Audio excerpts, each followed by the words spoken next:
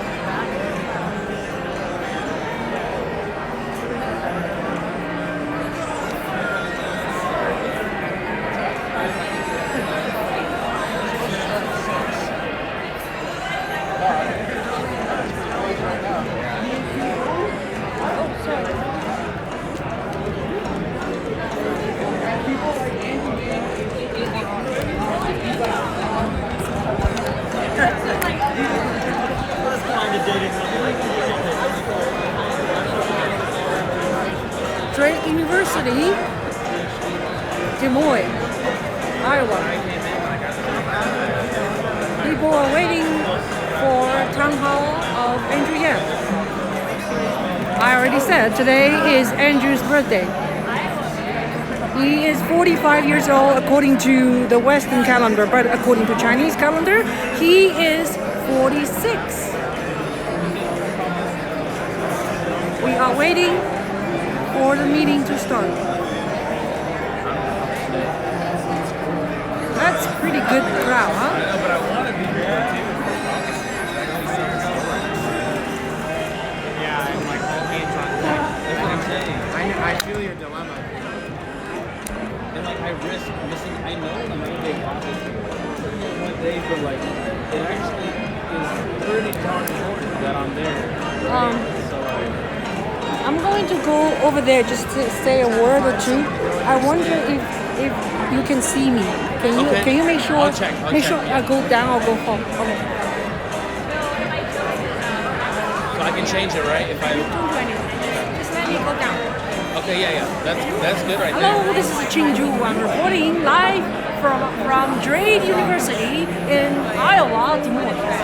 And we are waiting for Andrew Yang to give us a town hall meeting, and also today is his birthday. So let's say happy birthday to Andrew and sing to him, and then donate $45 or $46 if you would to Andrew's campaign, Yang 2020.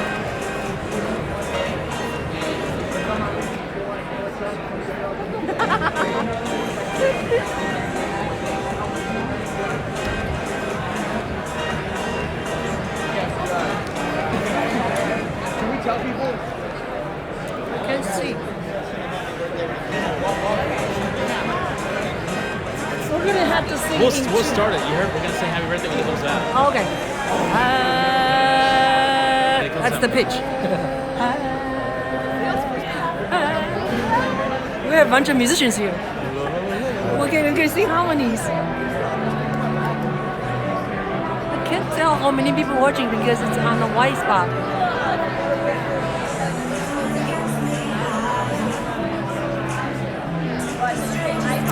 Can you, if someone is watching, can you make some comment? You got it? Great. Thank you very much. So, you can keep the pen if you'd like. Can you tell me who you're representing the campaign? I'm helping with the campaign. I'm a volunteer. I'm not paid staff. And they just said, your job, Bill, is to go around and look for people wearing Yang gear. Yeah. Because they're the most likely to volunteer. Can we just keep one just in case? Sure. Because we don't have a plan yet. There you go. Thank you. Yep. And if you He figure wants it one. out, if I'll you take one too. Thank you, sir. Thank you, Bill. there you go. All right. There's a pen and you can turn it on at the tables in the back. Yeah. Thank you. See, they want us to fill the forum to see if we can stay here to volunteer the caucus. I will commit to caucus station. Weekend before caucus. Rest of the month.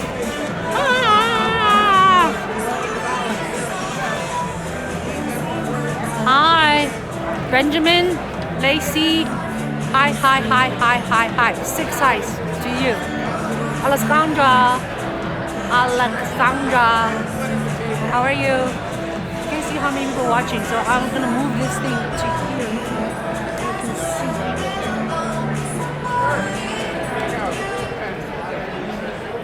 Great, thank you.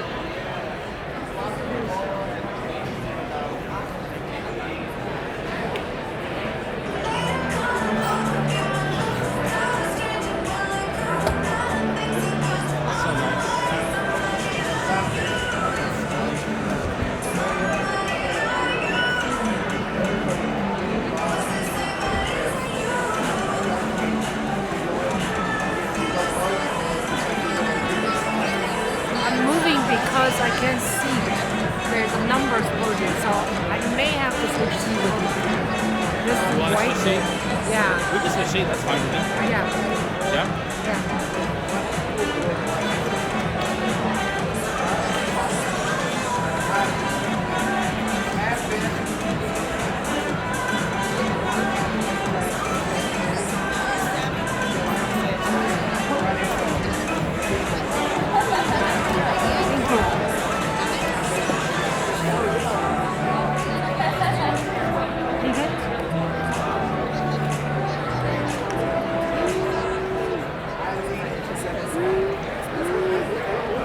Still cannot see.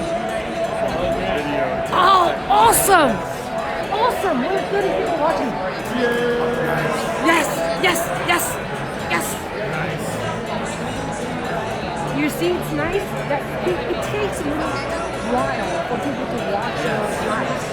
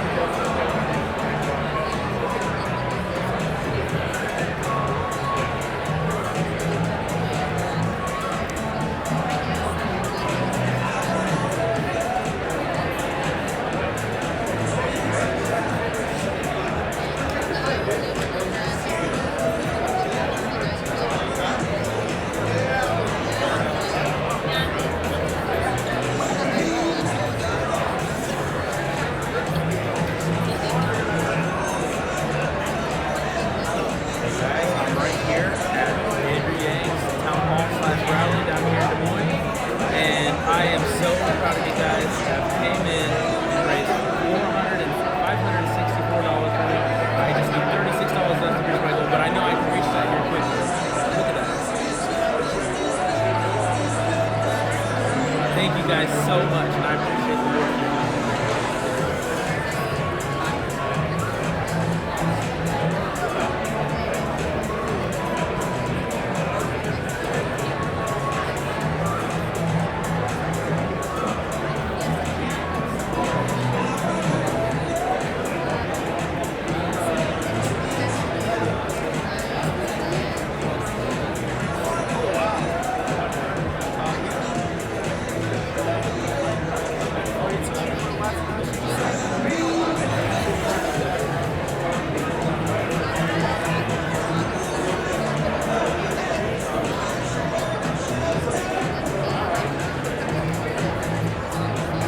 I'm making a follow-up video, probably on my poster right now. My girlfriend might come out for caucus week. Really? Nice. She's trying to convince her boss. Hey, what up? Awesome. Good. See ya. Great to see you, brother. Ching.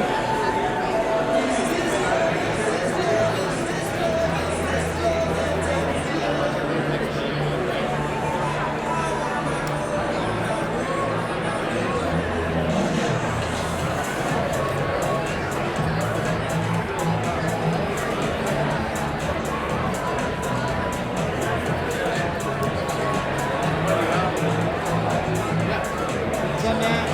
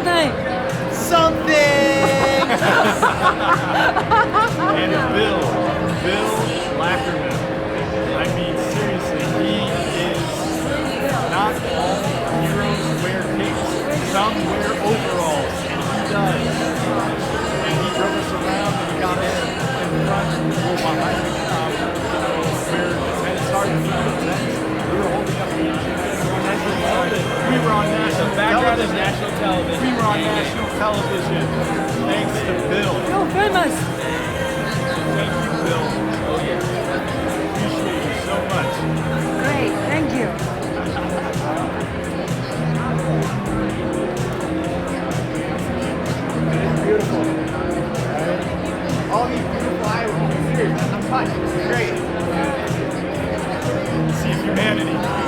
Sea of humanity.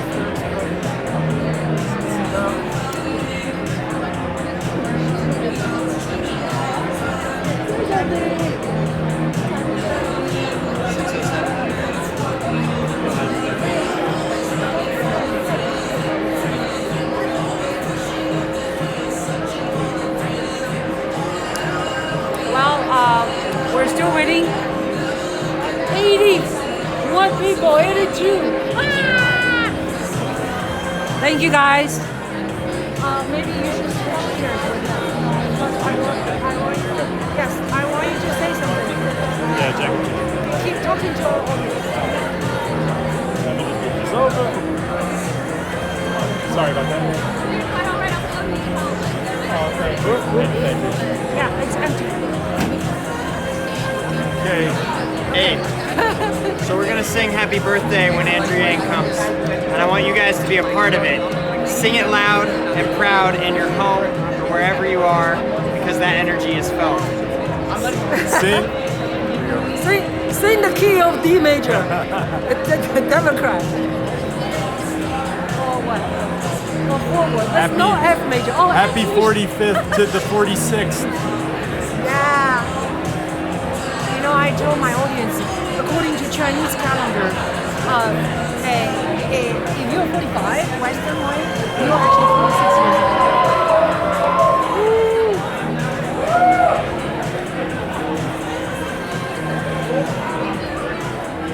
Oh, that's a false alarm. There's Al. I saw Al back there. Al Womble or Wombly. He's like the main. He's like the campaign guy in Iowa. Because they want to see. Main guy in Iowa. I'll let you see. Okay, I show you. I have mint. I'll give it. Okay. I got a lot of a crowd. You want to see crowd? I show you the crowd.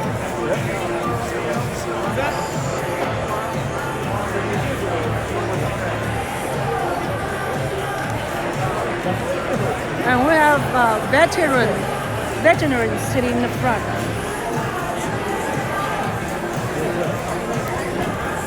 Okay.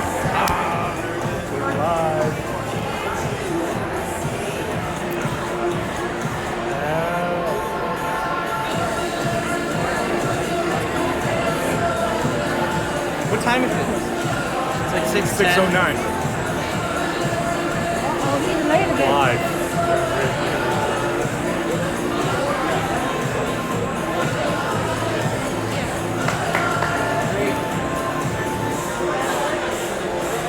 Almost.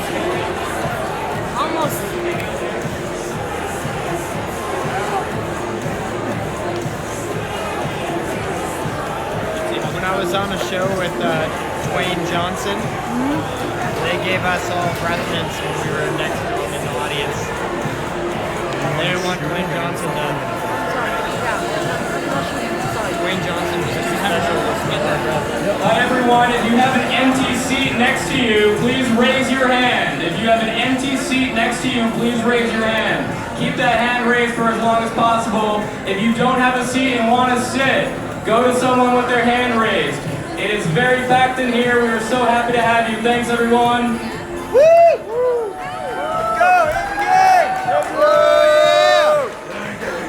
Good.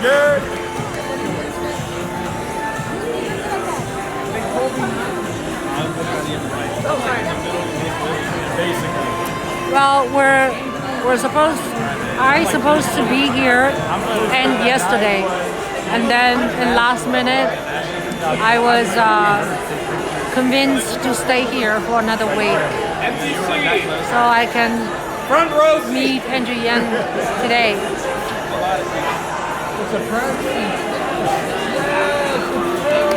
On YouTube, I don't know how to set up the super whatever channel yet. So if you guys feel like a contribution to my channel, you're welcome. My email is jadeviola@gmail.com. Jade is Jade Viola VIOLA @gmail.com. That's my PayPal email address.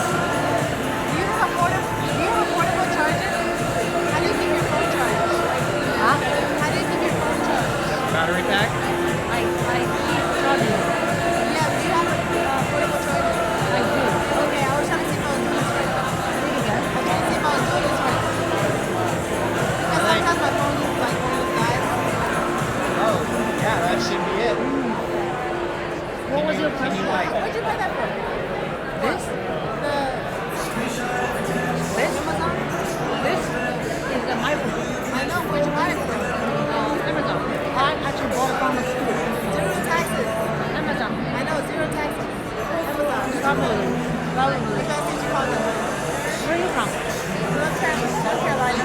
Wow. Yeah. Awesome. For Yankees, not for Georgia. Yeah, me too. Where you come from? New York City. Where? Manhattan, New York. I'm from Jersey. Oh, Connecticut. Jersey. Jersey. Connecticut, I'm using the same thing. Yeah. Yeah, so are you a videographer? Yes. She's all over YouTube. Wow. Tell me your name. Tell me your name. Lisa. What's your YouTube channel? Tiote Productions. My last name. Tiote Productions. DesMoines. Wonderful. And you live in North Carolina? Yeah, I live in North Carolina. Wow, you came here for Those home. who are watching are probably watching YouTube. Wow. Awesome. That's the channel. Juhl Media. Juhl. Oh, he was Adam. Adam is on my channel. Just the, it's the latest. Yeah, you should check it out. He said something only like a minute or two. It's really funny. It's a new video. Well, thank you.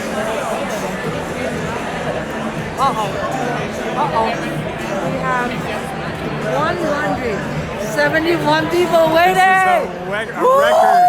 Thank you to the 170 watching us right now. Yeah, so yeah. Okay, keep chatting with them because I don't want them. This has been I think you may have to change with him now because when you talk, microphone's right here. yeah. That's fine.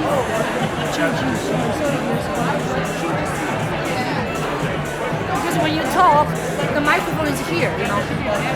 All right. Because I only have one microphone. Hi everyone. Thank you so much for joining us. All 176 of you. We love you. 72, 173. Yeah, it's full. It's a packed house, everyone, here at Drake University. This is where it's happening. This is where it's going on. On Andrew Yang's 45th birthday. Happy birthday. Happy 45th birthday to the 46th. Yang Gang is here and in full effect. Let's take a picture.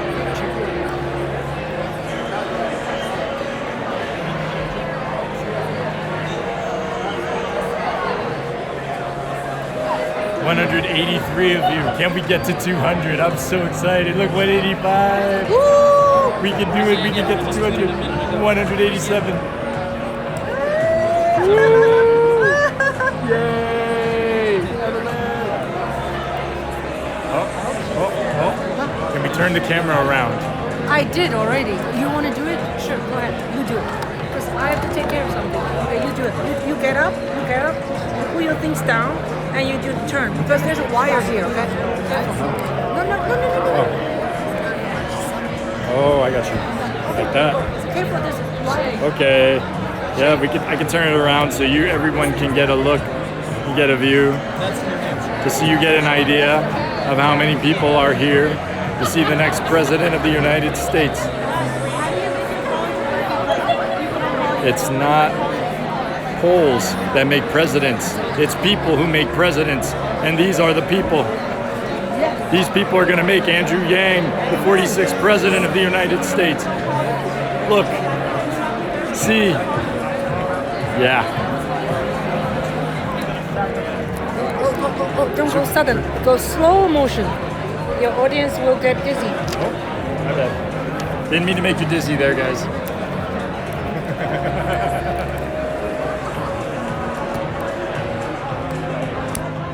What time is it in Iowa? It is after 6 p.m.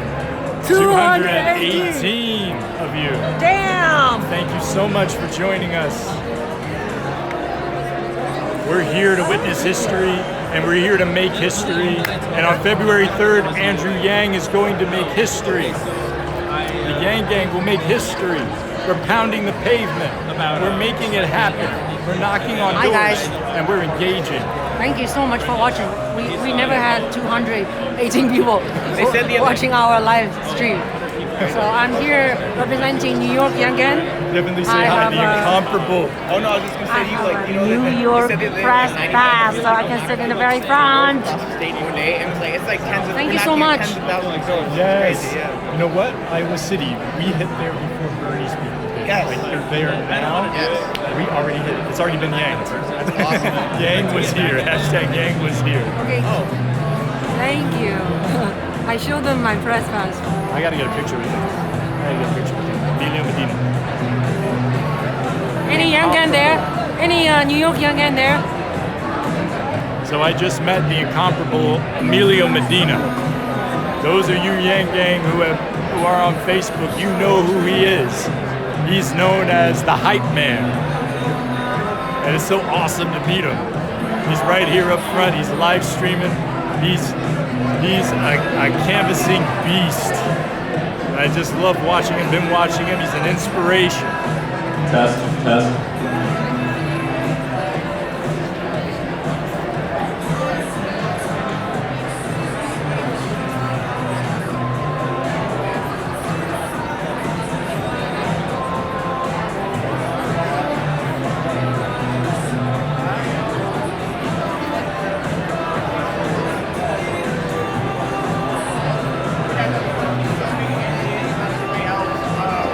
Thank you, NC Yang Gang, North Carolina.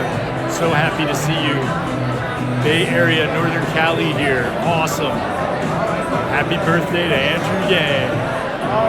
Yeah guys, we're streaming this for you. Hit thumbs up. Thumbs up on this vid. Thank you, DJ. 200 thumbs up, guys. We're here guys, this crowd is huge. 100 Andrew Yang is moments away. Please like and share this video. Donate. Please help You shop can me, donate Black $45 to the 46. This is a competitive crowd right here, guys. Like, the debates are relevant. There are so many real idols in you guys. All of you guys, I see a lot of math guys, but that's a good thing. Every All Iowan is real worth 1,000 power-driving Californians.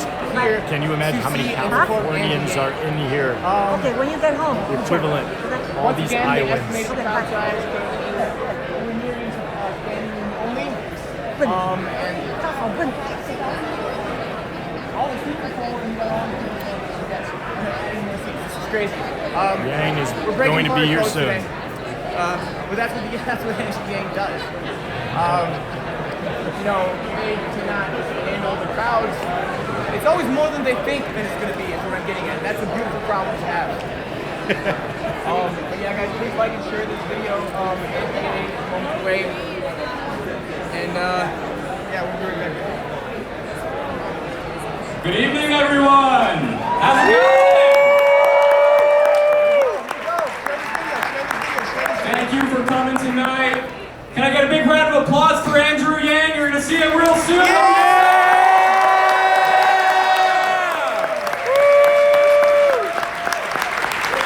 We've got an amazing run show for you tonight.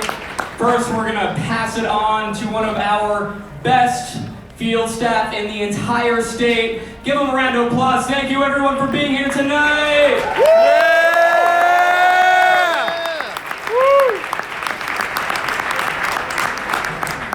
Hey everybody, it is so good to see you. Thank you so much for coming out. We really appreciate being here. My name is Mike French. I was born and raised here in Des Moines, Iowa. I graduated from East. Some of you might know. So I'm a part of this campaign as a field organizer. I work a lot with volunteers. Our volunteers are very important to us. But you know, I have a very personal reason for following Andrew, and that's because I grew up with a mother who was challenged. She's got a lot of disorders. She's got very poor mental health. And unfortunately, the world today just doesn't capture the kind of work that she put in to raise me. She was a single mother. You know, it's just, I could really tell you a lot of hard stories that I've heard from other people in similar situations, but that's my personal reason. That's why I'm here. That's why I back Andrew. Show of hands here. How many people here are Yang Gang? Alright, yeah, perfect. That's what I like to see. How many of you are Yang curious? Okay.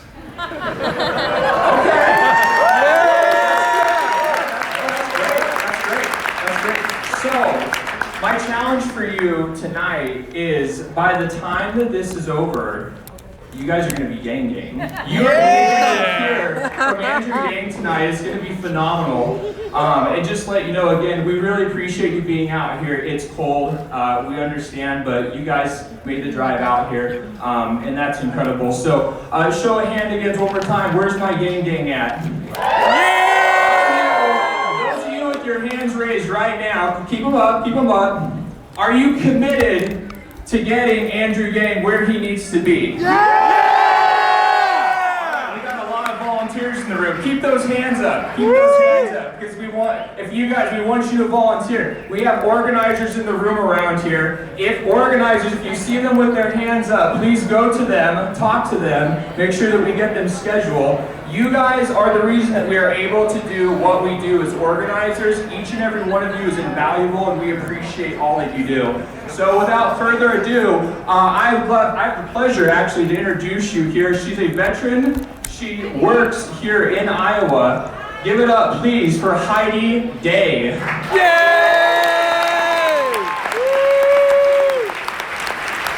Hello, Yang Gang! And hello, Drake University. Do we have any Drake students here? All right, as you guys know, my name is Heidi. I am Veterans for Yang.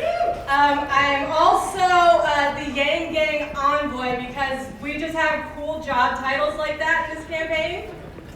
I have a funny story about how I even became Yang Gang. It was literally a mistargeted ad by the Yang campaign. I'm a South Dakotan, and they were trying to target Iowa, and they hit me. Hey guys, please like and share this video. So I saw this ad, and normally in my Facebook feed, I'm hitting pause, I'm trying to scroll past, because there's important business on Facebook, what my mom and all them are doing. My mom, the Trump supporters who are supporting Yang, by the way. Yes! South Louisiana, my family, Trump supporters supporting Yang. Yes! Yeah! So I was scrolling through my Facebook feed, and this ad started to play, and I started to mute it. But I was like, wait, that's that guy giving away money. So I stopped myself. I watched the video, and as most of you probably have had the same experience, I pretty much lost my whole weekend at that point because I YouTubed Andrew Yang. And then I did what any normal person would do, and I stuck some giant decals on my Jeep and headed to Iowa.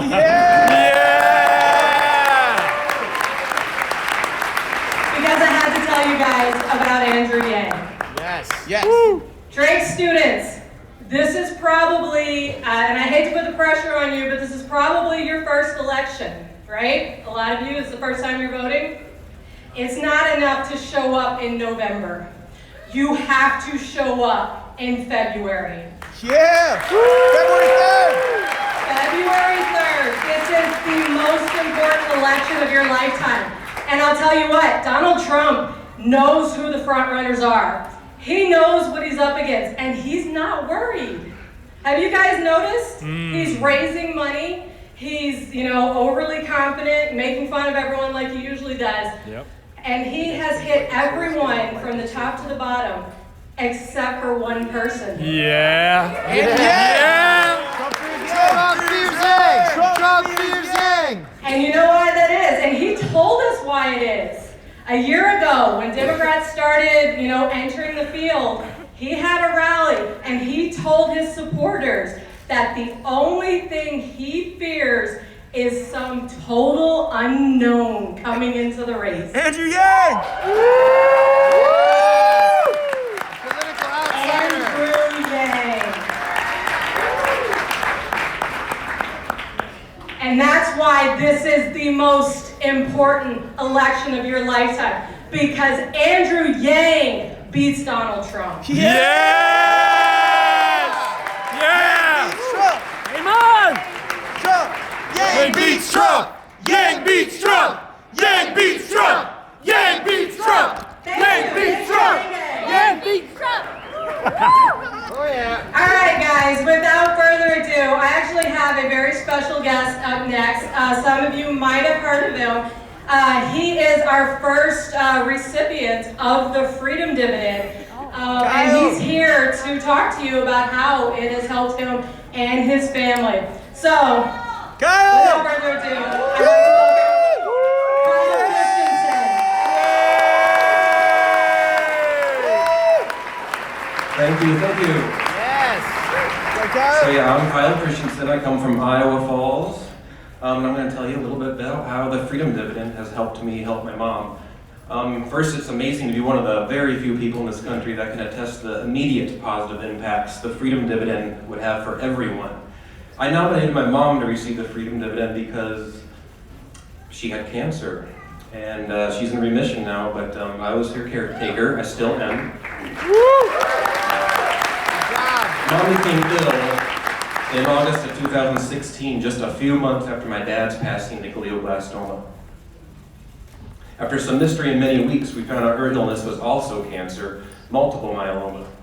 I knew immediately I was going to make my mom's battle and recovery my own. I've been with her through every single appointment, procedure, emergency room visit, and surgery. Next will be a hip replacement, and then she will need a kidney.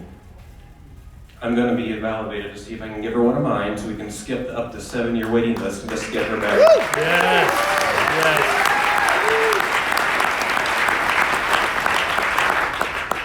Before Mom's stem cell transplant, we had a long day of tests. It was like 12 hours. Every $10,000, $15,000, $20,000 test they can put you through, she had. The last test of the day was an MRI. It was also Mom's birthday. She was weak from the 8 prior months of chemo, so I was pushing her around in a wheelchair. While waiting for that MRI, she got a call. She was fired from her job on her birthday.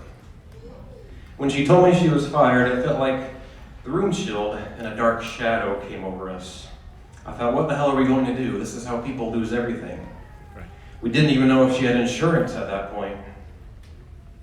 I hadn't been working much as Mom's needs increased, and we were both tapped out of any cash we had. Her house payment was already a couple months behind, and medical bills were coming in the mail every single day. As a result, I began selling any personal items we had to make ends meet. Mom was not prepared for any of this, as most Americans are not. Too many of us are overworked, underpaid, underinsured, underappreciated by the companies we work for, and undervalued by our own government.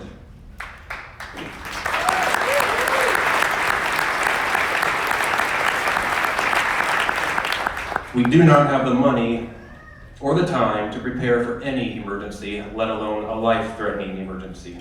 But I kept working, I kept trying, and I was able to get some small degree of traction even before I was given the Freedom Dividend. But with this Freedom Dividend, we have been able to recover quicker and breathe a little easier. Mom, like so many, was living with just the minimum Social Security disability income. Her money would often come in and go out the same day, but usually leaving her in the red. Now she has this extra $1,000 a month, essentially doubling her income. She no longer worries about her top priority, making that house payment, and all the big critical bills are mostly current. This has trickled onto me too. Since Mom's no longer as dependent on me, I've been able to recover and reinvest into my work and hobbies again. This could be anyone's story. Take out our names and our problems and substitute your own. The biggest thing is the weight lifted off our shoulders. The last thing a person with a history of cancer needs is stress, anxiety, or depression.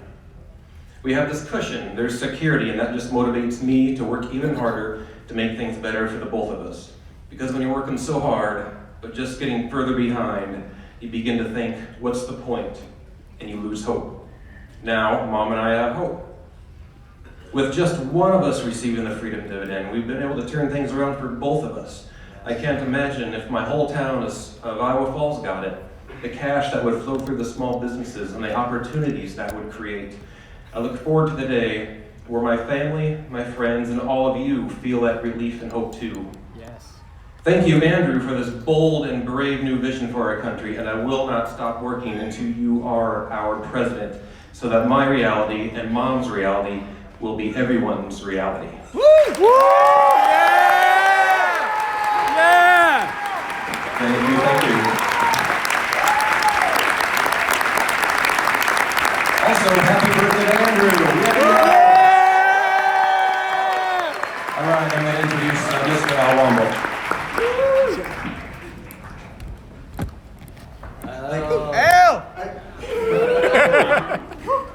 All right, ladies and gentlemen, one more time for Mr. Kyle Christensen, please. Yeah! And I know it's already been said, but I'd like to say it again. Welcome to my alma mater, Drake University, the best university in America. Yeah! Got some Bulldogs out there tonight? Can I hear you guys? I tell you what, everywhere I go, this staff is so very tired of me talking about Drake University because I always say Drake people are my absolute favorite in the world. And you have proven me tonight that when Drake Bulldogs show up somewhere, we roll strong. So thank you very much, Drake University. I also want to say that, for me, when it comes to being someone who supports Andrew Yang, it's not because of any big slick advertisement that I saw. It's not because of any commercial or anything like that. It's because some very wonderful women in my life. And one of those right away is the smartest woman I know, my wife. And yeah, that's right. Some of you know my wife, and if I didn't say that, I would go home tonight and possibly sleep in a couch or on a doghouse. But you see, we had a great chance to see Andrew Yang up at the 2017 Iowa Wingding. And there are a couple other candidates there, and I won't say who they are now. Some of them are no longer around. But after Andrew got done speaking along with all the other candidates, as we were driving home to Des Moines, I turned to my wife and I said, honey, what did you think of the different candidates out there? And my wife turned to me and she said that, you know what? Andrew Yang is the only one who's actually offering real solutions to help normal people in their lives. And I think Kyle Christensen just proved that here today. That's right. And another woman that helped me prove to me that, Andrew Yang is the best hope for our future, because I, like Andrew, I am a parent and I'm a patriot. I love my country, and I'm concerned about the future for my daughters, is that, my daughter works at Walmart. Now, any of you shop at Walmart out there? Yeah, it's okay, you can admit it. I'm not gonna yell at you for it. Well, you see, the problem that I ran into is that my daughter's Walmart, at first they started with those self-checkout machines on one side of the store. And then they came on the other side of the store. And then they started creeping closer and closer to the middle. So in the beginning, when I would go to my daughter's store and I saw people checking individuals out, I'd see at least 10 people checking individuals out. You know now how many individuals I see out there checking people out? Anybody want to guess? Two. That is the correct answer. In a very short period of time, it went from 10 individuals with jobs, maybe not the greatest jobs in the world, but those were jobs individuals needed to take care of themselves, to take care of their family, to help make sure that they could make ends meet. And in just a very short period of time, we saw the loss of 8 individuals, and we saw the growth of many different machines in that store. And then the last person would be somebody that I met in a little town called Red Oak, Iowa. Now, this was a woman who had gone ahead and divorced her husband because he was, a meth addict. She then found herself working 2 different jobs in order to take care of herself and her child. And she said to me, one of the most heartbreaking things that I ever heard was that she was making too much money in order to make state assistance, but was not making enough money in order to buy health care. And ladies and gentlemen, to me, that is one of the problems. That's why the freedom dividend will do exactly what it says and offer people freedom. And I'd love to introduce to you the man who's going to bring that freedom to the United States. Ladies and gentlemen, the next president of the United States.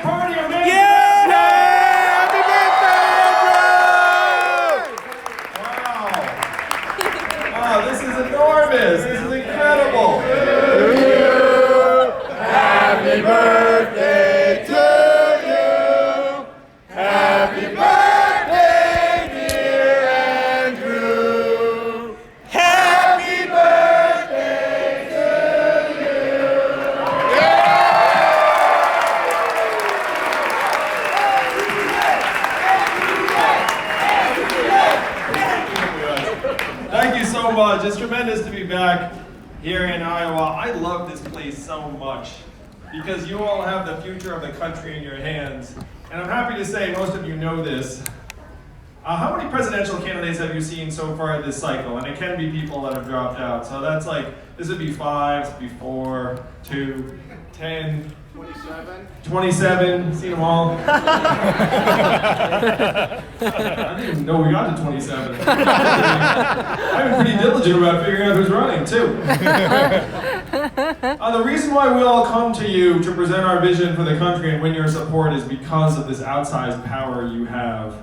I did the math. Do you know how many Californians each Iowan is worth? 1,000! Yeah, 1,000 Californians each. So how many of us are here together in this room? I'm going to give a Trumpian estimate.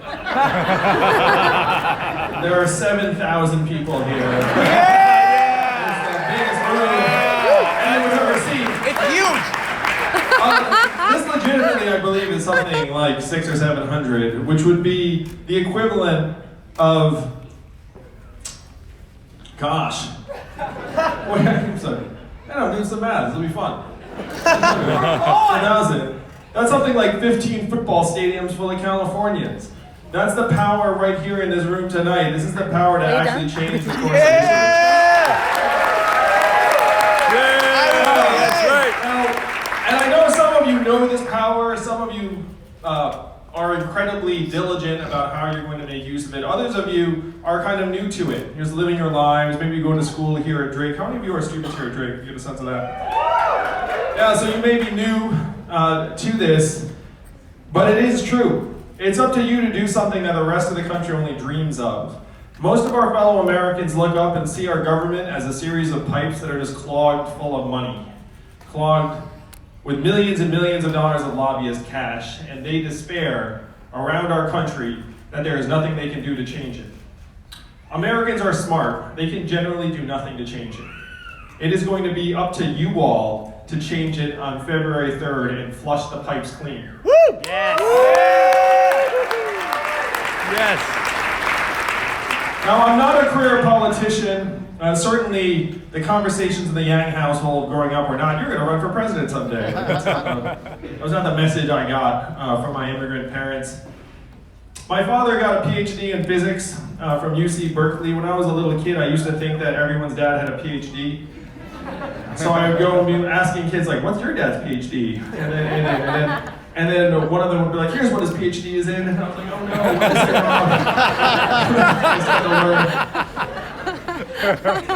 wrong? But we always had a very deep love of America in our household because my parents came here to find the American dream.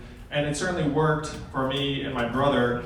The message we got was do well in school, get good grades, try and get a good job. So that's what I did. I went to law school. I became an unhappy lawyer for 5 whole months.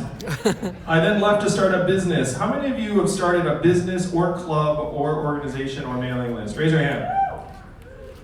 So if you have your hand up, you know a couple things. Number one, it's much harder than anyone ever lets on. And number two, when someone asks you how it's going, what do you say? Great. Great. Everything's always going great. My business too went great until it failed. My parents told people I was still a lawyer. But I was bitten by the bug. I worked at a small company again, and then another, and then another, and then I became the CEO of an education company that grew to become #1 in the US and was bought by a bigger company in 2009. Now, 2009 was a very tough time in a lot of the country. How many of you were here in Iowa 11 years ago? And do you remember the financial crisis? How was it here in the Des Moines area? Great. It was great. I was at an event earlier and I asked this question and this 14-year-old boy said it was really, really hard. And I looked at him, I said, how would you remember? You were 4 years old at the time. And he said, well, my family had to sell our house, so I remember. It was a really tough time in so much of the country, and I had some insight, I thought, into why our economy crashed 11 years ago. It was because so many of the wannabe whiz kids I'd gone to college and law school with had gone straight to Wall Street and come up with mortgage-backed securities and financial derivatives and these exotic financial instruments that had helped crash our economy. And I thought, well, that's the opposite of what we should have people doing. So I decided to try and change it. Now, how many of you all work at nonprofits now? How many of you volunteer at a nonprofit? You all should just raise your hand on that second one. That one's pretty much like, are you a nice person? Well, yes, I am. There was that one time. So, and this is where my wife Evelyn starts to come in because I went to her. I was a pretty normal guy when we met. I was working at a small company. And I come home and I'm like, hey, I want to quit my job and start this nonprofit to help train entrepreneurs to create jobs around the country. And so how do you start a nonprofit? The way I started Venture for America was I founded a 501c3, I put some of our savings into it, and then I started calling rich friends with this question: do you love America? The smart among them said, what does it mean if I say yes? And I said, at least $10,000.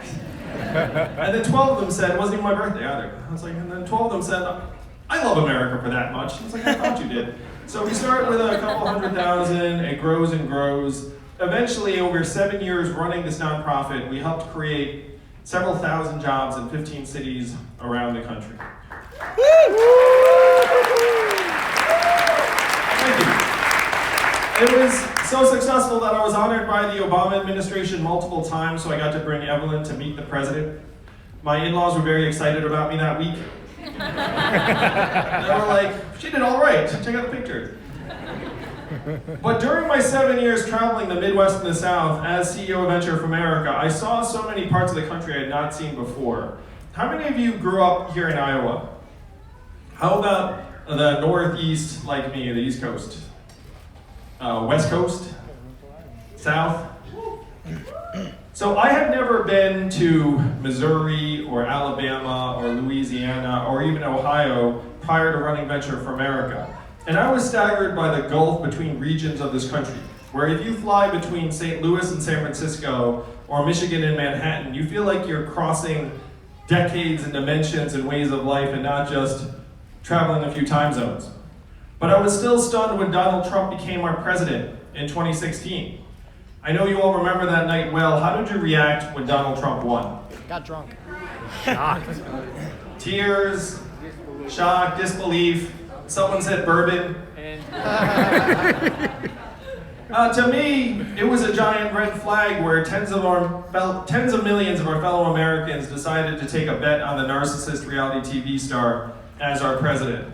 And even if you reacted with shock or dismay, we all have family members and friends and neighbors who celebrated his victory.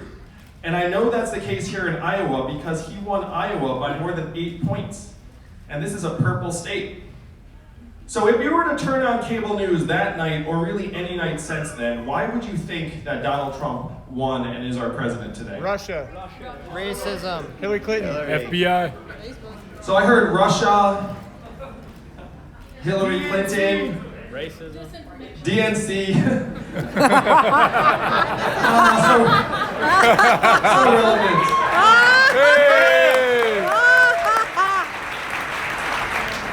I heard Facebook. Go ahead and shout out from the back. Insecurity. Insecurity, yes. Emails. Not a politician. Fear. Immigrants. Despair, reality star, Facebook. Yeah, we'll get there. So these are the reasons that have been presented to us in some kind of mixture and said this is why Donald Trump won. But Des Moines, I'm a numbers guy. I went looking through the numbers for an explanation and I found it. We blasted away 4 million manufacturing jobs over the last number of years. And where were those jobs based primarily? All the swing states. Michigan, Ohio, Pennsylvania, Wisconsin, Missouri, and over 40,000 right here in Iowa. I have been to the towns in Iowa that have lost those manufacturing jobs. And after the plant or factory closed, the shopping district closed, people started to leave, the school shrank, and the community has never recovered. I have seen the exact same thing play out in Missouri, Michigan, Ohio, and around the country. And unfortunately, what we did to those jobs is now shifting to other parts of our economy. How many of you have noticed stores closing around where you live here in Iowa? And why are those stores closing? Amazon. Amazon, that's right. Amazon is soaking up $20 billion in business every single year, closing 30% of our stores and malls. Most common job in the economy is retail clerk. And Al spoke about this. The average retail clerk is a 39-year-old woman making between $8 and $10 an hour. What is her next job when the store closes? How much did Amazon pay in federal taxes last year? 0! That is your math, Iowa. 20 billion out, 30% of your stores and malls closed forever, you get 0. Now, it's not just the self-serve kiosks we can see in the McDonald's or the grocery store or the CVS. The changes are more pervasive. When you all call the customer service line of a big company and you get the software or bot, I'm sure you do the exact same thing I do, which is you pound 000, say human, representative, like over and over again until someone picks up, right? Raise your hand if that's what you do. Oh yeah, we all do that. That software is terrible. As soon as you hear it, you're like, oh man, I hope this company still employs a human, and then you just try and get to one. But in 2 or 3 short years, the software is gonna sound like this. Hey Andrew, how's it going? What can I do for you? It'll be fast, seamless, peppy. What will that mean for the 2.5 million Americans who work at call centers right now making $10 to $14 an hour? They're out of a job. How many of you all know a truck driver here in Iowa? There are 3.5 million truckers in the country, 94% men, average age 49. My friends in California are working on robot trucks that can drive themselves. A robot truck just transported 20 tons of butter from California to Pennsylvania 2 weeks ago with no human intervention. Why 20 tons of butter? I have no idea. But if you Google robot butter truck, you will see the article. And then at the end of the journey, there was a giant stack of pancakes in Pennsylvania. That's the wall. What will the robot trucks mean for the 3.5 million truckers or the 7 million Americans who work at truck stops, motels, and diners around the country that rely upon the truckers getting out and having a meal every day? How many of you have been to Iowa 80 in Davenport? Yeah, me too. They have a really reasonably priced buffet. They say that 5,000 people stop at Iowa 80 every day. How many people will stop there when the trucks no longer have drivers? Right. Iowa, we are in the midst of the greatest economic transformation in the history of our country. What experts are calling the 4th Industrial Revolution. When is the last time you heard a politician say the words 4th Industrial Revolution? Just now. 3 seconds ago. And I am barely a politician. Like that. So after Trump wins in 2016, I go through the facts and figures in 2017. I say, oh my gosh, we're scapegoating immigrants for things immigrants have next to nothing to do with. We're going through this transformative period. So I went to our leaders in DC and I asked them, what are we going to do to help our people manage this time, this transition? And what do you think the folks in DC said to me when I said, what are we going to do? We can't talk about that. Someone at another event made that Scooby-Doo noise. It was like, oh, oh. The 3 big responses I got from the folks in DC were these. Number 1, we cannot talk about this.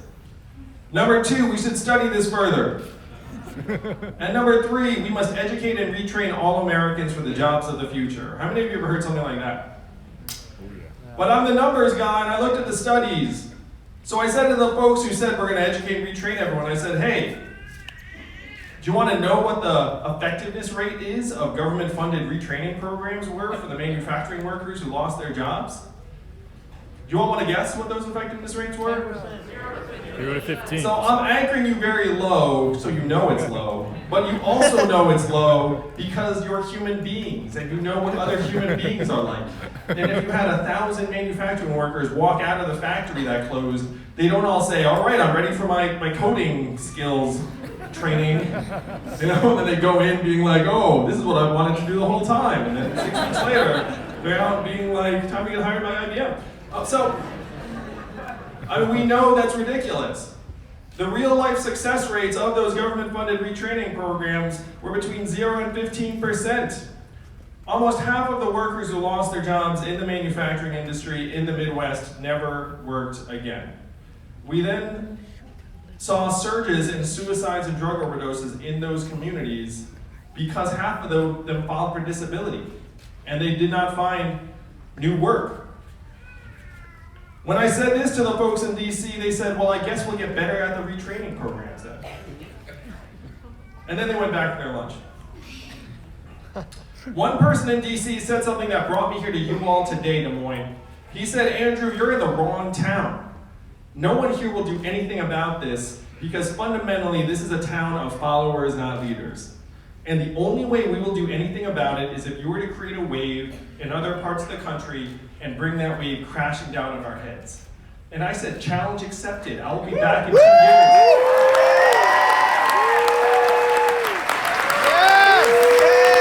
So that was 2 years ago, Iowa. We are 3 weeks away from the wave.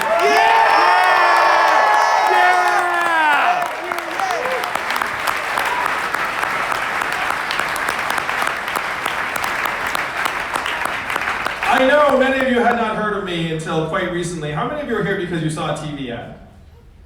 Not many of you, wow. We spent a lot of money on those ads. It was actually quite upsetting. But it's actually fine. I prefer when people find out from, you know, from some other, like, from other human being. I did it. Yes. There you go. Word of mouth. Facebook. This campaign is about taking hold of our government that has now just been completely overrun by the corporate money and return it to us. And then rewrite the rules of the 21st century economy to work for you, to work for your families, to work for communities. I know if you're here today, at some point you heard there's a man running for president who wants to give everyone $1,000 a month. Woo! Yeah! And I know the first time you heard that, you thought that's a gimmick, that's too good to be true, that's not possible. But this is not my idea, Iowa, and it's not a new idea. Thomas Paine was for this at the founding of the country, called it the citizen's dividend for all Americans. Martin Luther King, whose son I had the privilege of meeting with in Atlanta, was fighting for this in 1968 when he was killed, called the guaranteed minimum income. We celebrate his birthday every year, but we don't actually celebrate what he was fighting for when he died. 1,000 economists, including Milton Friedman, one of the fathers of modern day economics, endorsed this plan in the 60s. It was so mainstream it passed the US House of Representatives twice in 1971 under Richard Nixon. The family assistance plan would have guaranteed every American family a certain level of income. And then 11 years later, one state passed a dividend where now everyone in that state gets between $1,000 and $2,000 a year, no questions asked. And what state is that? Alaska! How do they pay for it? Oil! What is the oil of the 21st century? Technology! Data, technology, AI, self-driving cars and trucks. A study just came out that said that our data is worth more than oil. How many of you saw that study? How many of you got your data check in the mail last month? If our data is now worth billions of dollars a year, who is getting all that money? Facebook, Amazon, Google, Apple, and the trillion-dollar tech companies that are paying zero or near zero back into our country. You see how this is working? You have this sense that we're being sucked dry because we are being sucked dry. and your kids feel like they have to go someplace else to access the kinds of opportunities they want. How many of you are parents like me and my wife Evelyn? If you have your hand up and you're a parent, you've had this sinking feeling at some point in the last number of years that we're leaving our kids a future that is less stable, less secure, less prosperous than the lives that we have led. You know why we feel that way as parents? Because it is that way. If you were born in the 1940s in the United States of America, there was a 93% chance you were going to be better off than your parents. That's the American dream. Brought my family here. If you were born in the 1990s, which I see as many of you, you're down to a 50-50 shot, and it's declining fast. This is why Trump won. This is why people feel insecure about the future. It's because we're smart. It's not just climate change, it's that things are falling apart by the numbers. We have to build a trickle-up economy from ourselves, our people, our families, and our communities up. We have to make the machines work for us instead of all working for the machine. Yes. So this is what you can all make happen just like that in 21 days. It's why I love being here. It's because of this power that you have. You can take this vision of a trickle-up economy to the rest of the country and it will take off like wildfire. I just came from New Hampshire and they're waiting for it so big time. They're like, Yeah! Yes! You know what the third party of New Hampshire is? It's libertarians. And they love the freedom dividend. It's half named after them.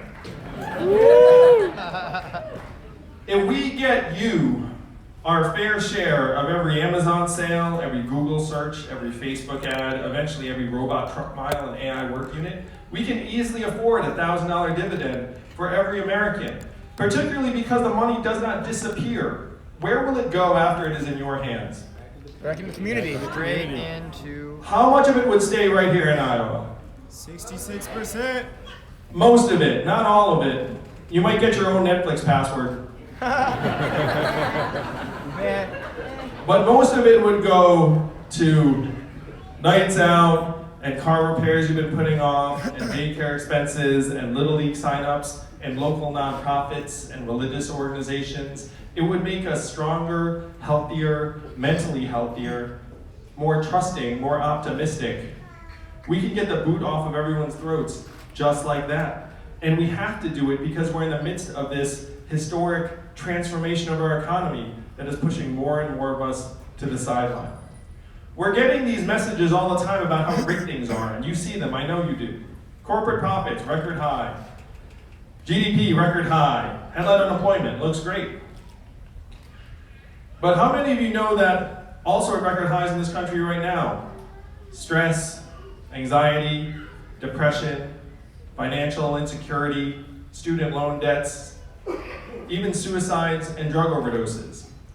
Suicides and drug overdoses have gotten so bad that they have brought our life expectancy down for the last 3 years in a row. You know the last time America's life expectancy declined 3 years in a row?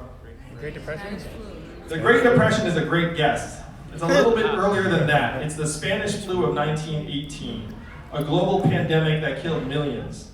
You have to go back a century to find a time in America where our life expectancy started to drop like this. This time it is dropping because suicides and drug overdoses have each overtaken vehicle deaths for the first time in history. For context, it is highly unusual in a developed country for your life expectancy to ever go down. It ordinarily just keeps going up because you're getting richer, stronger, healthier. But not in the United States of America. It's gone down and then down and then down again. So if corporate profits are going up and life expectancy is going down, which do you listen to? We know which one DC is listening to. DC can barely see people in life expectancy.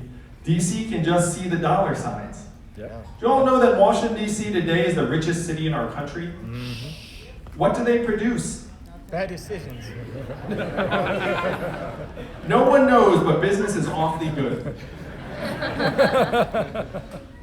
We need to have term limits for our members of Congress so they go to D.C.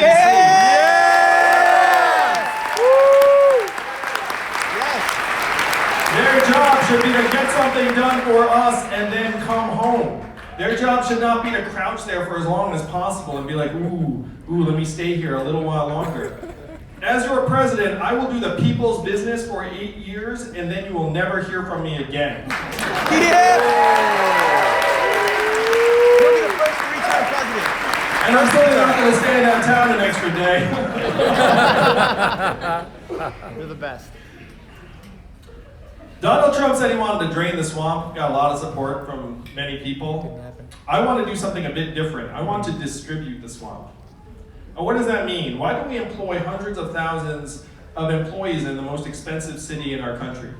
Wouldn't it make more sense to move some of those jobs to Iowa, Ohio, Michigan, Missouri? We'd save billions of dollars in costs immediately. And I would argue that the decisions that our regulators make would improve because they'd actually live someplace normal instead of in DC where they're just talking to each other all the time. Yes. Yeah.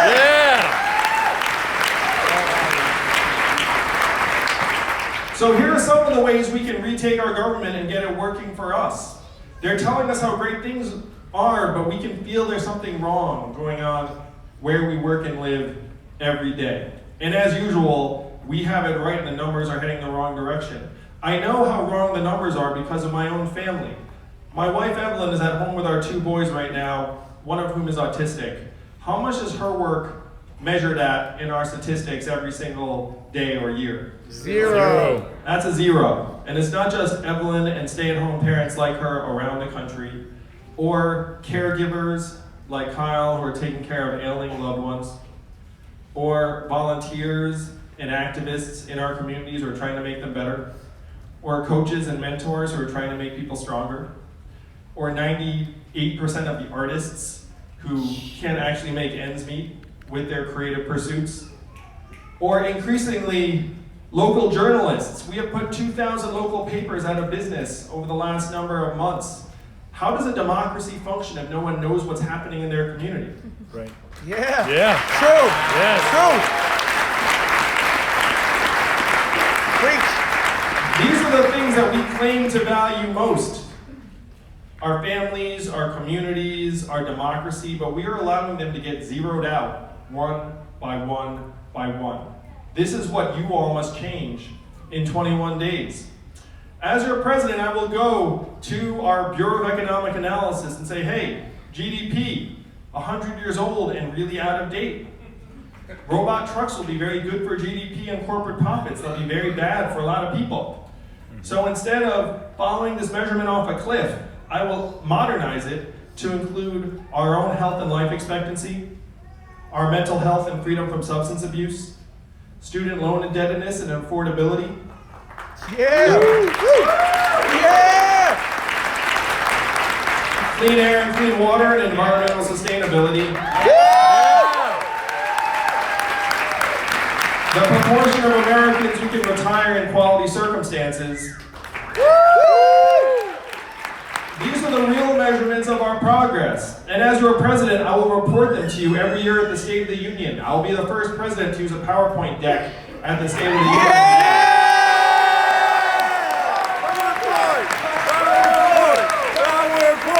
PowerPoint! If you like that visual, you definitely came to the right place. We have to get the measurements right to actually solve the real problems that are plaguing us that help get Donald Trump elected. The Democrats, to me, are acting like Donald Trump is the source of all of our problems. He is not. He's a symptom, and we have to cure the disease. This is the case you have to take to the rest of the country in a few short weeks, Des Moines. We have to let people know that we're after the root causes and not just blaming Donald Trump for problems that were here long before he got to the White House.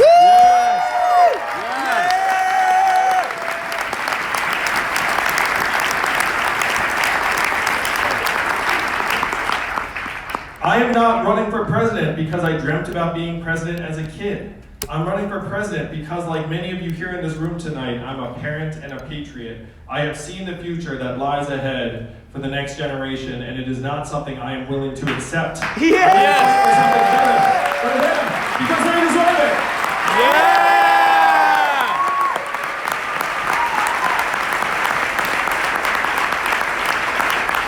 Donald Trump is our president today because he had a very simple message. He said he was going to make America great again. And what did Hillary Clinton say in response? It's already great. America's already great. America's already great. You remember that, Des Moines? Yep. It's been a long 3 years, I know. But it's about to end.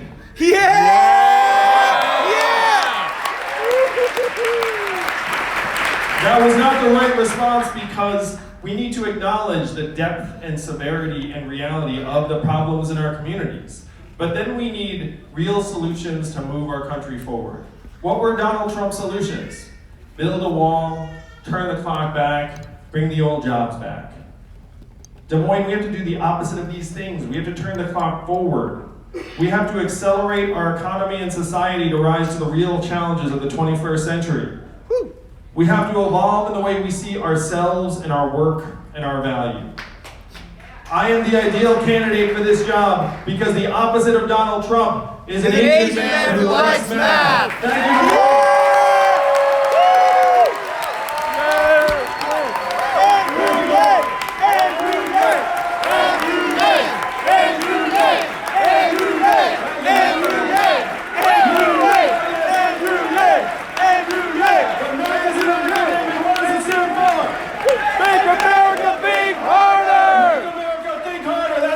That's your job in 21 days. It is your job to move this country, not left, not right, but forward! Where you will take us that walk. Yeah!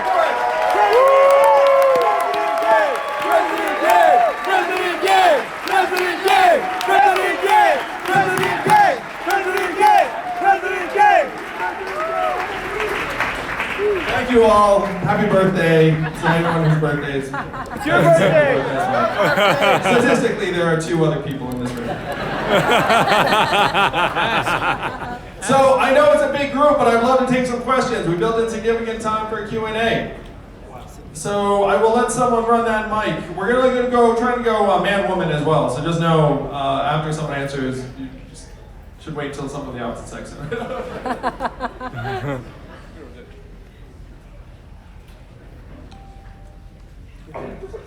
Yeah, I cannot say anymore. I think it has to be. Yes, Andrew? Yes. My name is Lawrence Alley, and I want to thank you personally for the sacrifice that you're making for all of us. Woo! Yeah! We love you, Andrew! Your family for coming out here and running for president.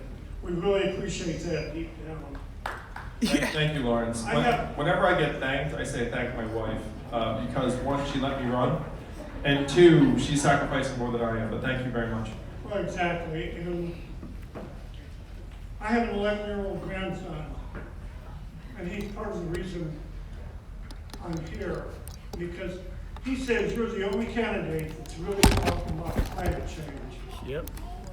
Can you expound on that a little bit? I would love this. Thank you for the question. How many of you all are concerned about climate change? Yeah, me too. Me too. It's here now. My big message to politicians is we should stop pretending like we're going to prevent climate change. We are already on the curve. You've seen the floods. You've seen the fact that the last 4 years have been the 4 warmest years in recorded history. How many of you have seen the pictures from the Australian wildfires?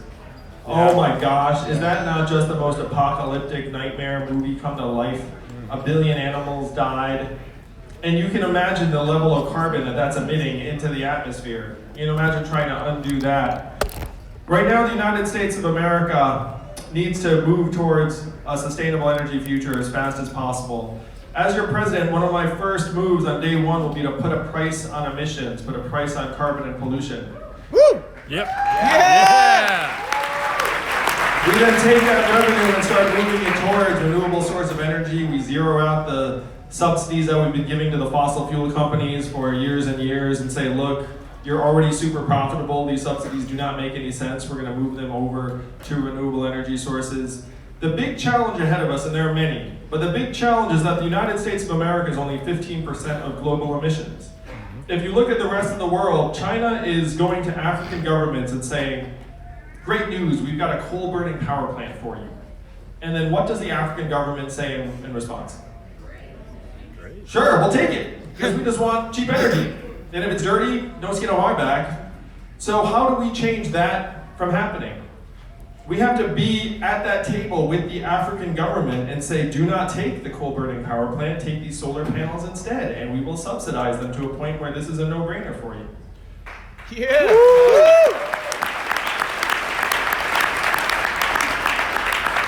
So we have to start leading in the right direction, but the reality is even if we do everything right, the changes are here.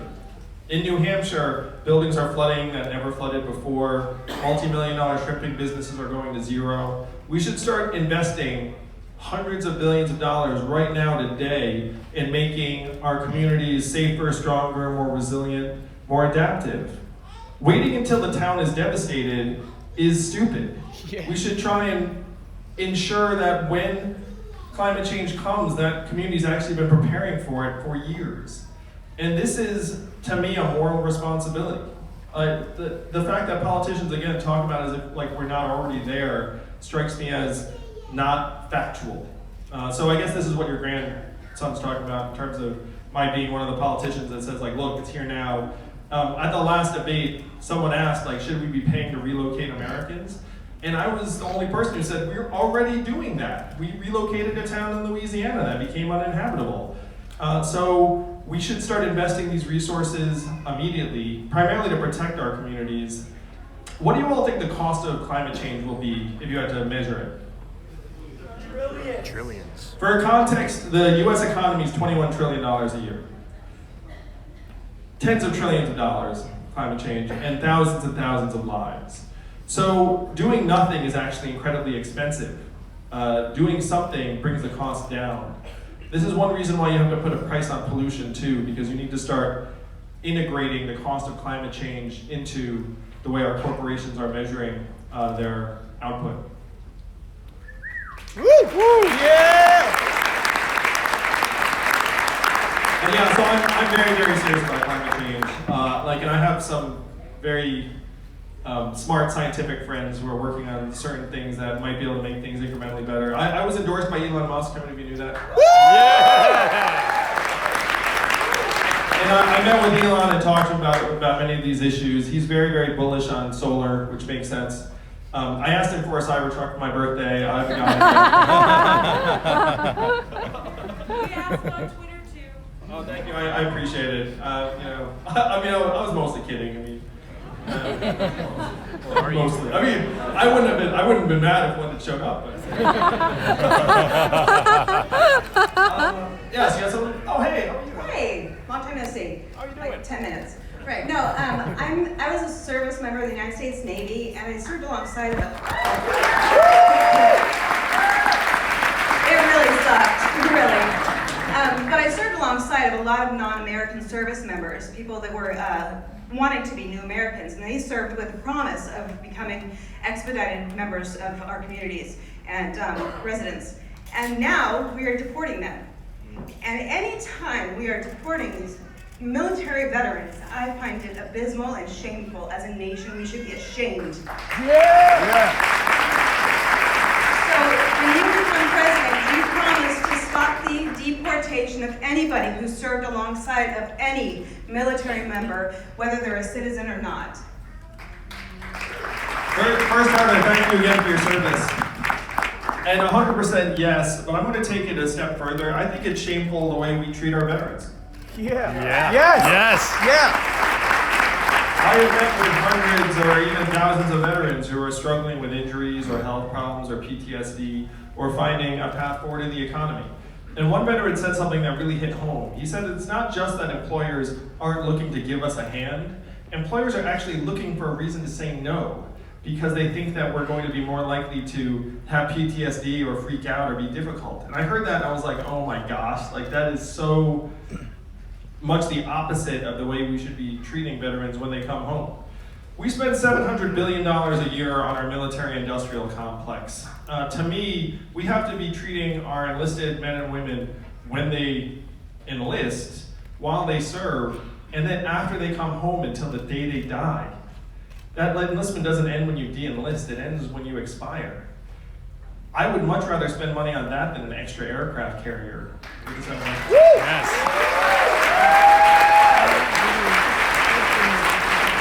So So I have seen what we're doing to our veterans, and it is immoral. I will invest the right resource to change it. I would also end the forever wars. We've been in this conversation. Yeah! And what just happened with this near war with Iran, 75% of Americans want nothing to do with war with Iran. So how did we find ourselves on the brink? It's because Congress gave the power to declare war essentially to the executive branch 19 years ago. As your president, I will tear up the AUMF and say, let's declare war to Congress where it belongs in the Constitution. So if we do wind up in a conflict, it's because it's actually the will of the American people, and not because our president did something stupid and disproportionate that ended up costing his life.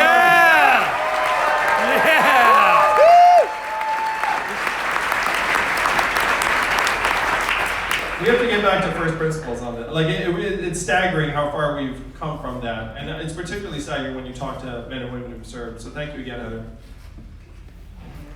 Oh, you have something? I'm sorry?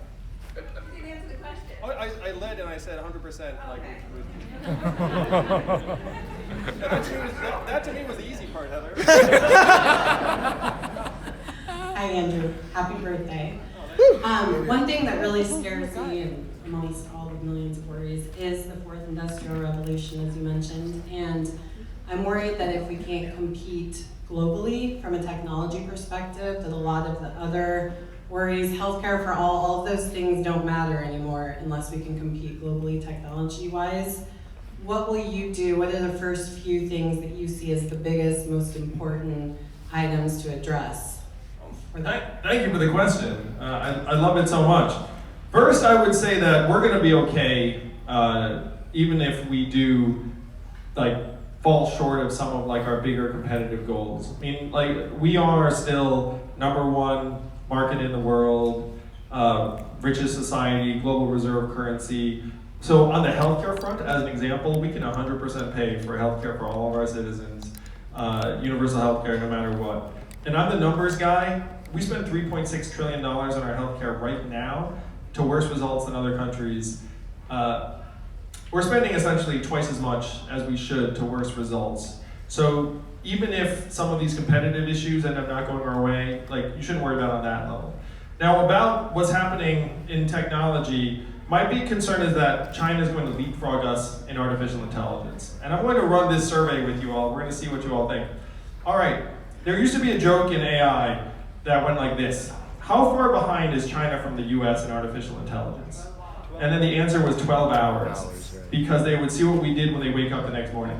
Yeah. Funny, right?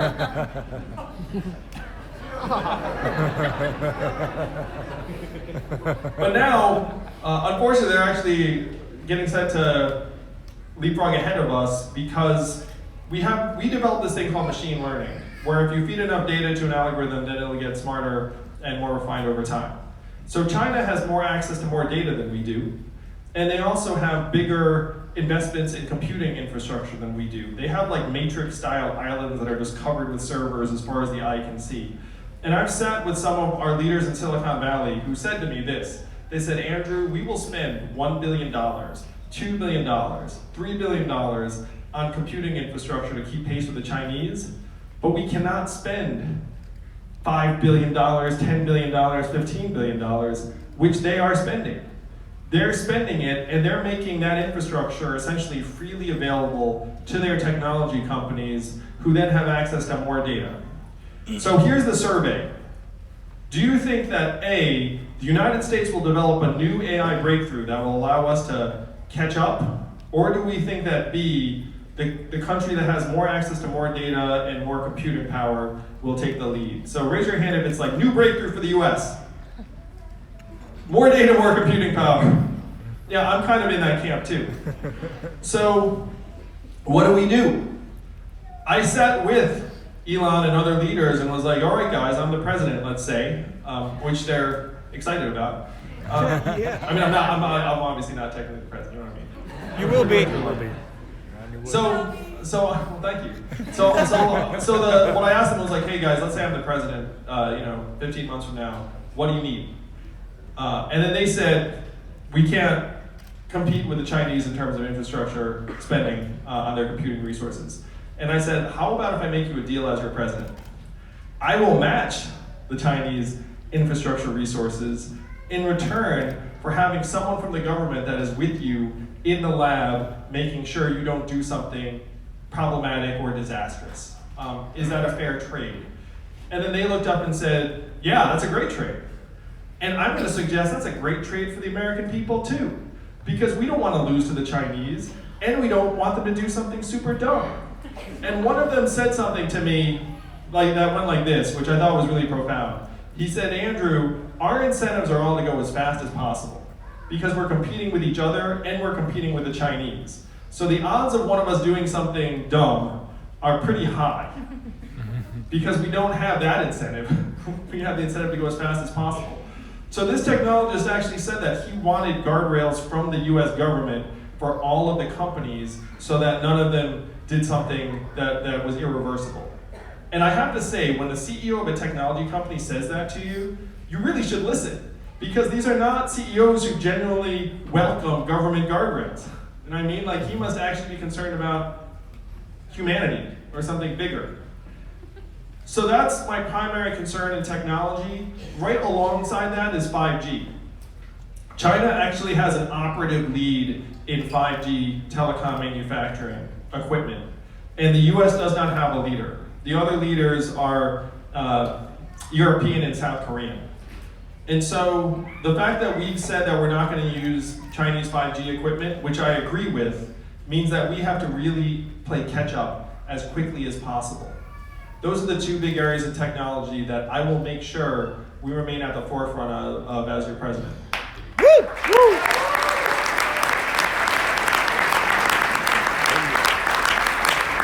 Yeah, and you sense how I enjoy this much more than like the 60-second debate format? Yeah! Yeah! Who needs them? Oh, comment, yeah. Hello. Oh, hey, how's it going? Good. I'm Blake the Carpenter. I grew up here in Des Moines. My dad and my sister both graduated from Drake. I've been in Florida for the last 40 years, just moved back a year ago. I had this long 30-second question, but I'm going to make it real short. What do you think of the fair tax? Can you elaborate a little bit? Well, the fair tax, it was proposed by a guy named Linder years ago. Mike Huckabee and Herman Cain. It was like the same level for everyone? It would eliminate the IRS and probably like raise the sales tax to just, you know. Yeah, I remember. Thank you. Just wanted to make sure we were talking about the same thing.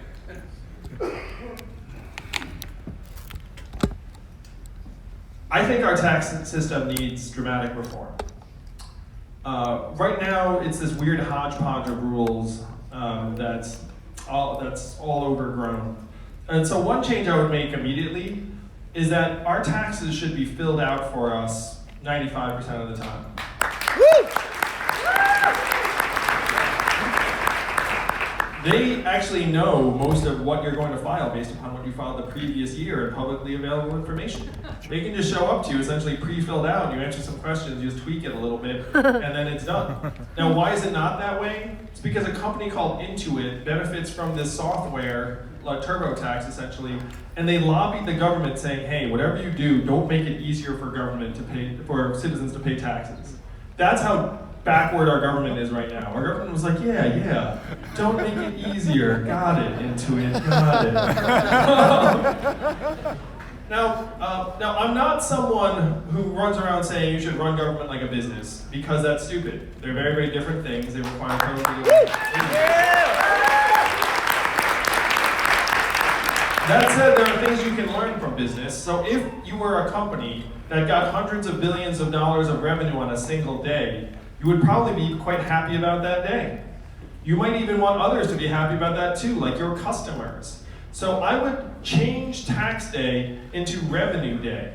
I would make it a national holiday I would invite families from around the country to celebrate in the White House lawn another awesome year of our country, and then you would get a thank you video with Oprah, Tom Hanks, and The Rock telling you, thank you for paying your taxes, we love you, we love this country, and then you can choose where to send the last 1% of your taxes to a particular department. So if you like the U.S. Forestry Service, then you say send it to them.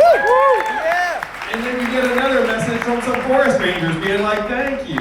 Now, would this make you feel a little bit better about tax day? Yes!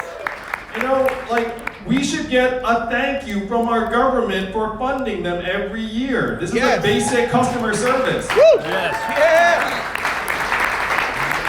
So those are some things I would do then. It was Ben, right? Blake, sorry about that. Blake. The biggest holes in our taxation system right now are the fact that the Amazons of the world are laughing their way to the bank paying zero. Like, that's what you have to change. So I'm going to ask you all, whose fault is it that Amazon's paying zero in taxes? Ours. It's our fault. Like, it's not their fault. Their job is to try and pay as little in taxes as possible. It's our government's fault. Our government has to be pretty dumb and behind the curve to be like, sure, $1 trillion tech company? Yeah, zero. That seems appropriate. Like us and everyone here, sure, yeah. So that's what you have to change. If you look around the world, other countries have adopted these value-added taxes that keep the massive businesses from gaming you to that degree.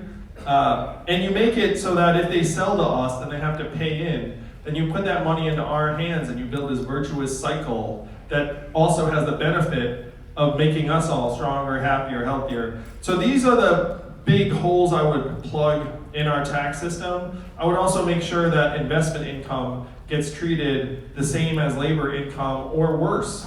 Because it's common sense. With your tax system, you're trying to tax things less that you want more of. So if you want people to work, then you want to make sure that that is somehow not disadvantaged relative to investment income. So here's some of the things that I think we should do that are very straightforward, but I wouldn't say that there's like a single flat tax rate, because I think that there are some issues that would not contain.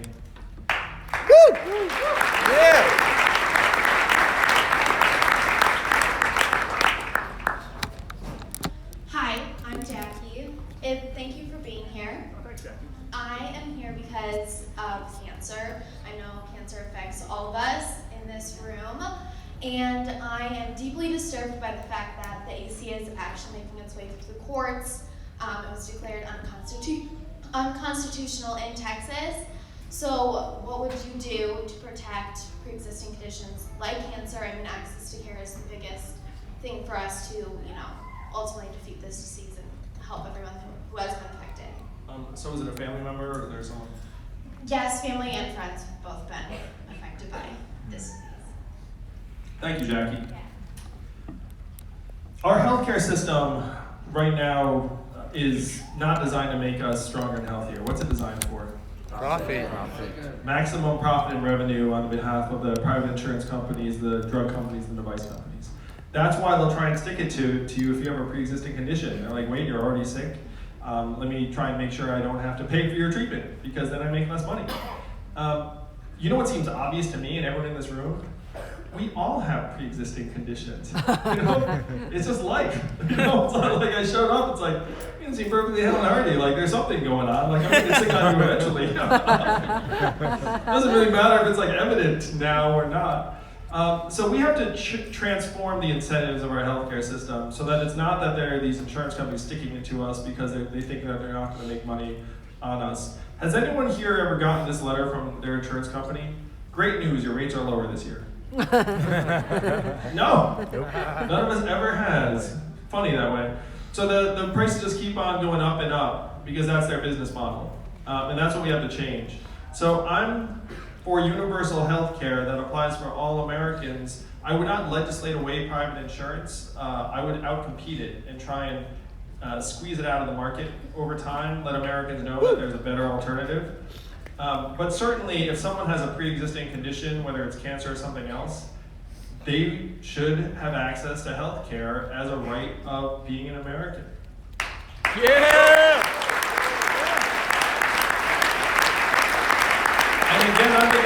guy, we have so much spending and excess in the system that we almost cannot help but save money if we get the incentives right.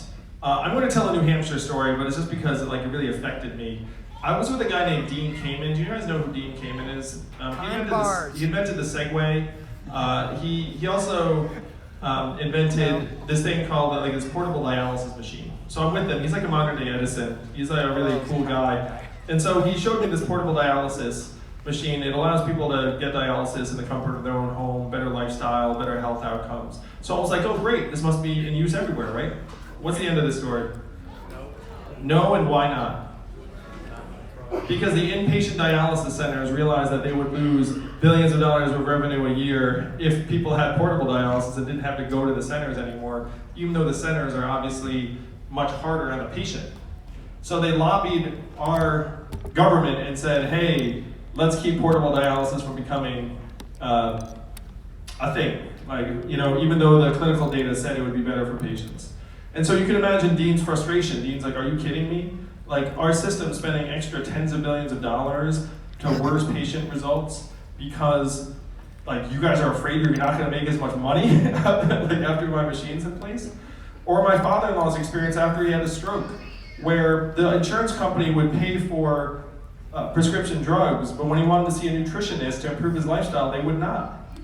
The nutritionist was so much cheaper. He ended up paying for the nutritionist himself out of pocket, so he wouldn't have to use the drugs. He saved the insurance company thousands and thousands of dollars, but he had to do it on his own dime because they refused to pay for a dietitian. These are some of the messed up incentives in our healthcare system right now, that if we can get them anywhere close to where they should be, that we'll be able to save so much money on this system and provide access to all Americans that people will wonder why we allowed ourselves to suffer like this for so long. Woo! Yeah!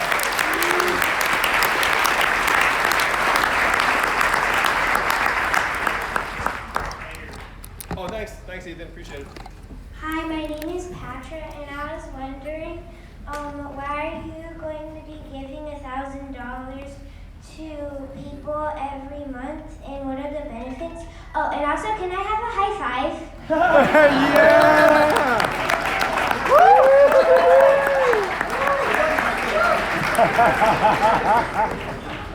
She picked me up.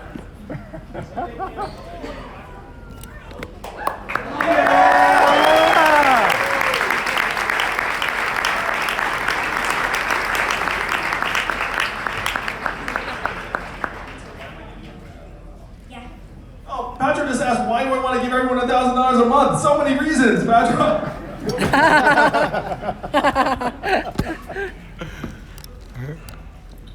I'd say the first reason is that it's our money anyway. Woo. Yeah. Yes.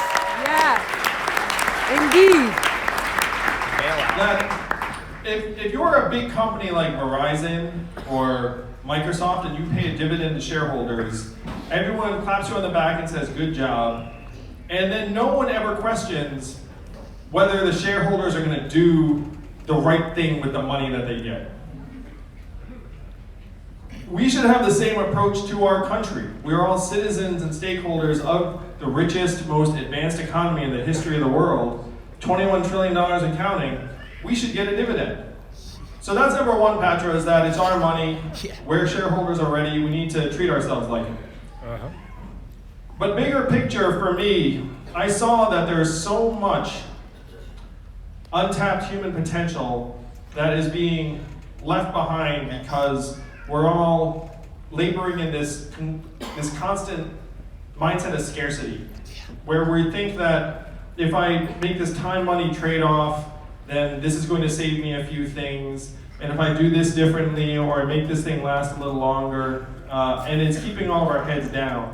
It's becoming even more extreme now, where studies have shown that if you can't pay your bills month to month, it has the functional impact of decreasing your IQ by 13 points or 1 standard deviation.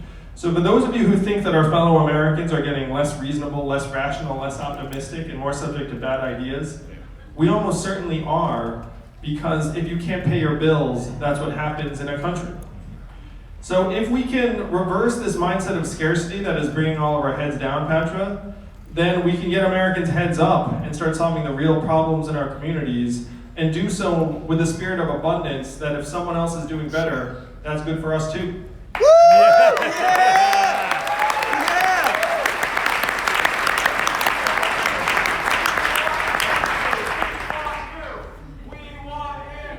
We want Andrew! We want Andrew! We want Andrew!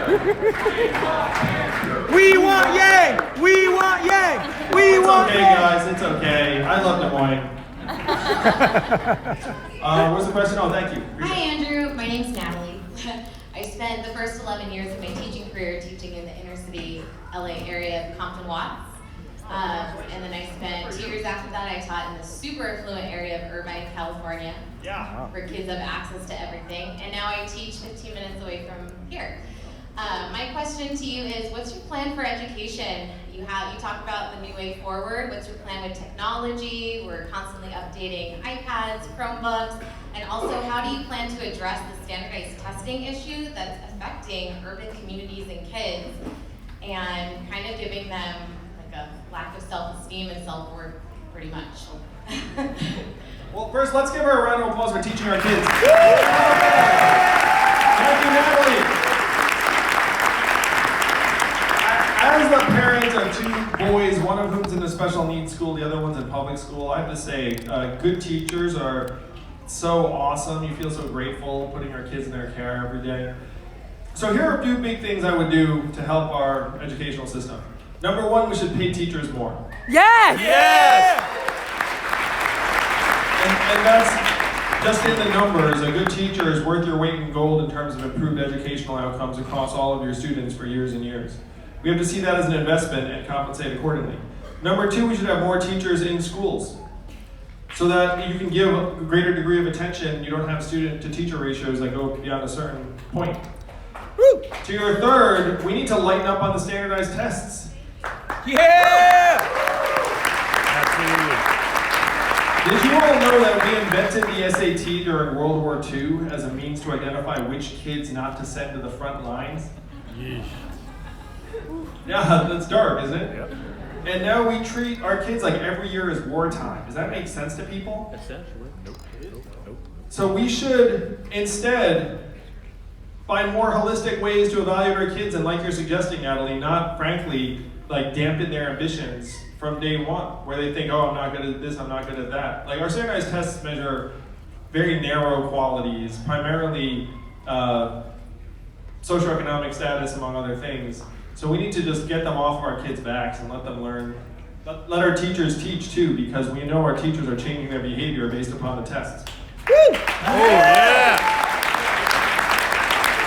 Yep. The other big thing I would say for our schools is we should be investing in social and emotional learning, the arts, financial literacy, and things that will help the kids throughout life in a practical way. And invest massive resources in technical, vocational, and apprenticeship programs, and not pretend that every kid's going to go to college. Only a third of Americans are going to go to college. Right now, only 6% of our high school students are in technical or training programs. In Germany, that's 59%. Think about that gulf. So we need to try and get our 6% up a bit higher, and then destigmatize the trades and let people know these are great jobs. This will be here for a long time. Yes. The last thing I'll say, Natalie, is that as an educator, you're awesome, you do incredible work, but you know that you can control about a third of the kids' outcomes, and that the other 2/3 are happening outside of school for things like stress levels in the house, parental time with the child, neighborhood, words read to them before they even show up to school on day 1. Putting resources directly into the homes and families would give the kids a better chance to learn before they get to you, and then you a better chance to actually educate them when they're in school. So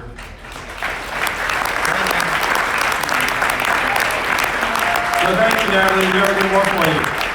We got one more question and it's selfie time. Is that how this is going down? Andrew, nice. question here. Andrew. We've got, I think I'm in a mic runner. Yeah, you got it? Yeah. Yep. Hi, Andrew. I'm a student here at Drake. My question was, as president, what other initiatives besides UBI would you implement that would help students pay for college? because it's expensive. So thanks. Why is college 2.5 times more expensive now than when I went? Is it because it got 2.5 times better? No. No. But it did get 2.5 times more expensive. It's in large part because the administrator to student ratio went up 150% during that time. Schools are not spending it on faculty or facilities, they're spending it on lots and lots of administrators. So here's what I would do for college graduates. What year are you in college now? Freshman. Man, you got a few years to go. You had a mature look to you, man. I thought you were more of an upperclassman. We need to get the cost down, but at this point, the cat's already out of the bag. I would forgive a significant proportion of the $1.6 trillion in student loan debt that's happening. Because we have a choice to make, again, where are we going to say to our kids or our young people or older Americans who have these student loan debt loads hanging over them that they should stay in their parents' basements and try and make ends meet for years, or do we want them raising families, buying homes, even starting businesses and moving the country forward? We had a similar calculation to make when it was bailing out the Wall Street banks for $4 trillion or keeping people in their homes. You all remember what we chose, right? Yep.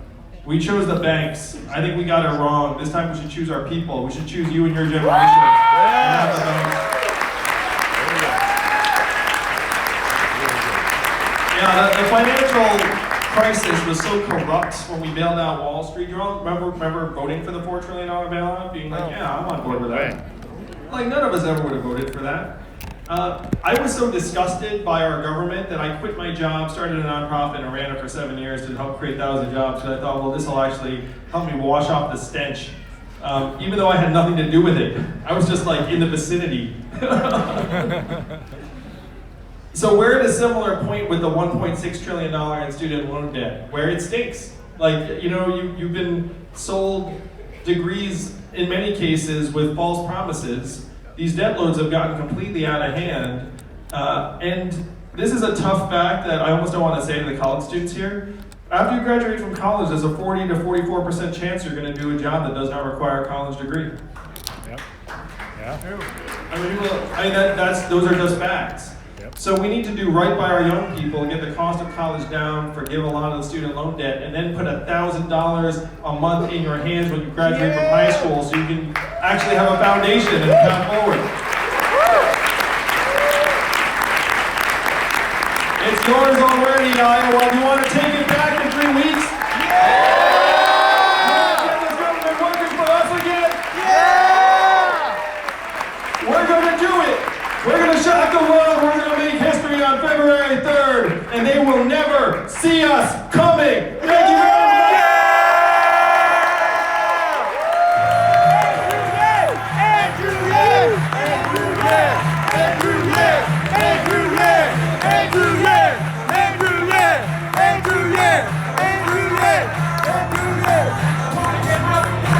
Can I get another round of applause for the next president of the United States?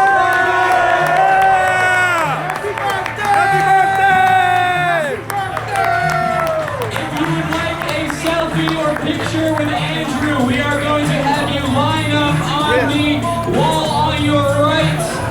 They are waving their hands, Heidi and Al and Kyle. We're going to have you line up and go back and then loop around, please. We're going to have you line up on the right wall, going back and then looping around. Please be safe. Thank you so much.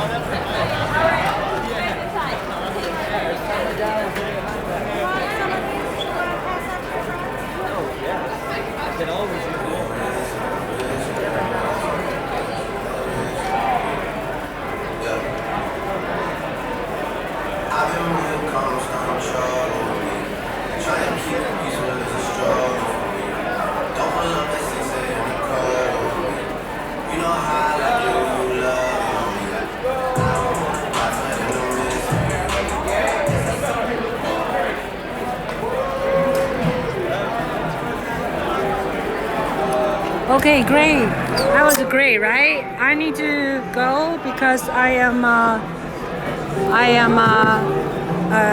almost out of battery. Okay, thanks for watching, and please donate to Yang 2020.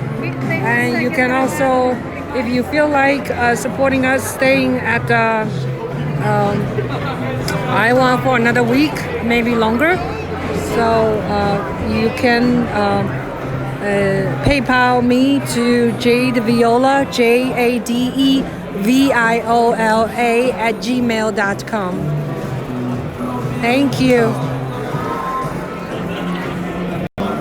Oh, by the way, the reason you cannot make comment, I think it's because the account.